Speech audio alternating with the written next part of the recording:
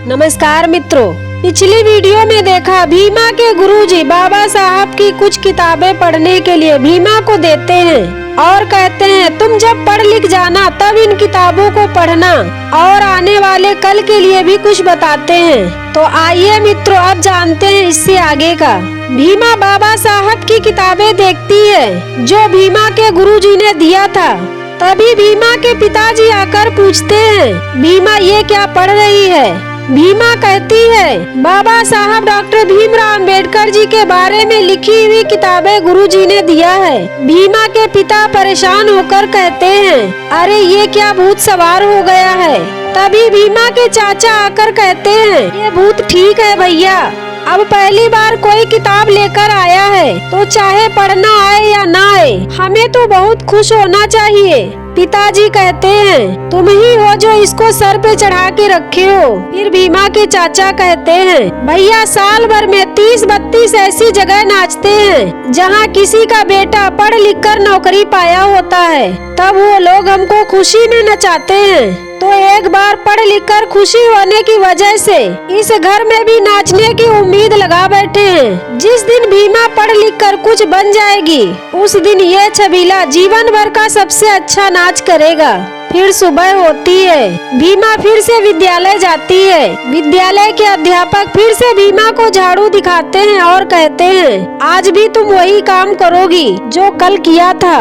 भीमा कहती है कर देंगे, क्योंकि कल भी ये देखा था कि हम सब ये कर सकते हैं, लेकिन इसको करने से पहले हम कुछ और करना चाहते हैं, हमें झाड़ू दीजिए। हेडमास्टर साहब कहते हैं क्या अब क्या नाटक करने वाली हो। भीमा कहती है हेडमास्टर साहब हम जो भी करेंगे वो स्कूल की मर्यादा में रहकर करेंगे और शायद फिर आप ही कहें कि हम झाड़ू ना लगाएं। लेकिन अध्यापक जी कहते हैं लेकिन हम में से कोई ऐसा नहीं कहेगा।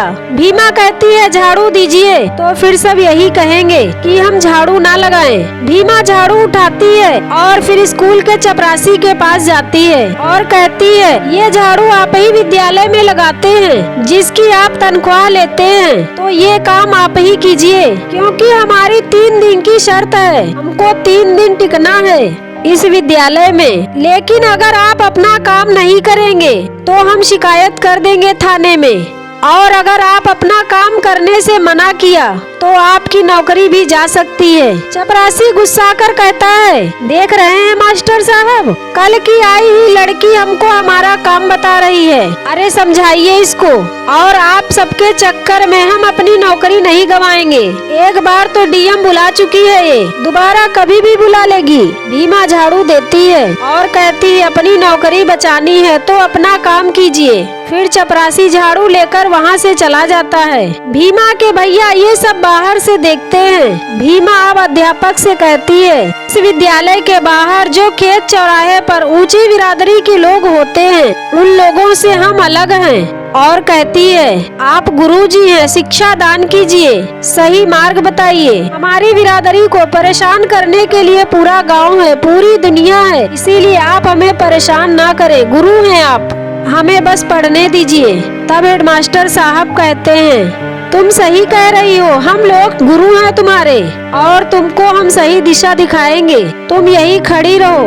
कटकुट मास्टर साहब को छोड़कर बाकी के सारे शिक्षक मेरे साथ आओ, हमको कुछ आपस में बातचीत करनी है। और फिर वो लोग वहाँ से चले जाते हैं। भीमा सोचती है ये सब क्या करने वाले हैं। इधर खेत में भीमा के सब परिवार वाले काम करते हैं। तभी भीमा का भैया दौड़कर आता है और कहता है चाची भीमा ने झाड़ू से विद्यालय की साफ सफाई करने से मना कर दिया है। तभी सब शिक्षक बुरा मान गए हैं और आपस में कुछ बातचीत कर रहे हैं। चाची हमको तो डर लग रहा है, पता नहीं ये लोग क्या करने वाले हैं। वो सब लोग दौड़कर भीमा के साथ जाने लगते हैं। तभी कैलासा बुआ आ जाती है और कहती है अपनी बेटी के नाम पर एक भी कदम आगे बढ़ाना तो टांगे तोड़ देंगे। ऐसा कहकर उन लोगों को रोक लेती हैं। भीमा की माँ कहती है बुआ जी हम नहीं जाएंगे, क्योंकि उसका ये रोज का काम है, हम वहाँ रोज रोज थोड़ी ना जाएंगे, वो वहाँ लड़ेगी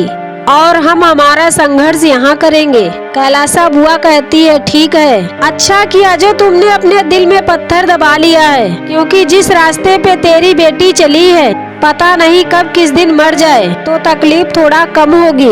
इधर विद्यालय में सभी शिक्षक बाहर आकर भीमा को जूता देते हैं और हेडमास्टर साहब कहते हैं, भीमा तुमने तो कहा था कि हम तुम्हारे गुरु हैं, तुम्हें सही दिशा दिखाएं, तो ये सारे जूते पॉलिश कर दो और उन्हें अच्छी तरह चमका दो।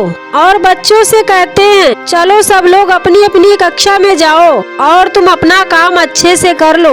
और वे वहाँ से चले जाते हैं। भीमा के एक गुरुजी जो छोटी बिरादरी से हैं, वो कहते हैं, भीमा जाकर थाने में रिपोर्ट लिखवा दो, यहाँ ये सब करने की कोई जरूरत नहीं है। भीमा कहती है, 3 दिनों तक उनकी हर कोशिश रहेगी हमको भगाने की और हमको हर कोशिश रहेगी यहाँ रुकने की। यह एक शर्त है गुरुजी, और ये शर्त में हम किसी की मदद नहीं लेंगे। गुरुजी भी वहाँ से चले जाते हैं। बाबा साहब डॉक्टर भीमराव अम्बेडकर जी भीमा के पास आते हैं। भीमा कहती है, बाबा साहब ये गलत बात है, जूता चप्पल रख दिए हैं और कह रहे हैं इनको चमकाओ, ऐसा क्यों? बाबा साहब जी कहते हैं, ये मनोविज्ञान है भीमा, कल ये लोग तुम्हें शारीरिक काम करवाए थे ये सोचकर कि तुम थक कर टूट जाओगी, मगर तुम टूटी नहीं, तुम लड़ी और आज फिर लड़ने आ गई। आज ये लोग तुम्हें अलग तरह से तुम्हें परेशान करने की कोशिश कर रहे हैं भीमा, तुम्हारे डीएम के सपने को ये लोग एक तरह से जूते चप्पल मार रहे हैं। भीमा, किसी इंसान से कहना कि ये काम कोई हर नहीं कर सकता,